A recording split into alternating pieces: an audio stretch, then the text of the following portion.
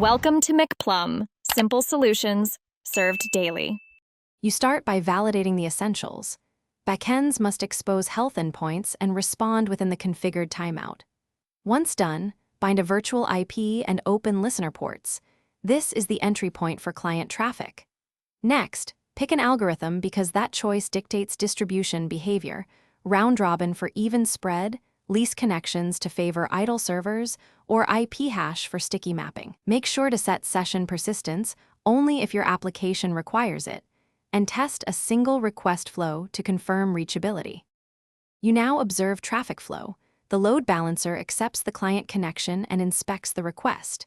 Then it applies routing logic, first the chosen algorithm, then affinity or header-based rules that override defaults.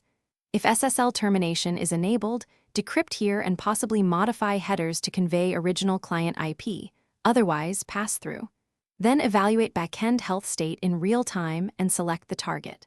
Once selected, open or reuse a backend connection and proxy the request while tracking metrics for latency and errors. You finish the cycle by relaying the backend response to the client, updating metrics and deciding whether to keep connections alive.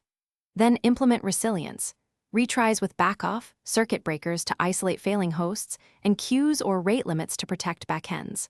Once everything is configured, run simulated load to verify behavior and observe scaling triggers. If something breaks, start by checking health checks and load balancer logs, then inspect backend CPU, memory, and socket exhaustion.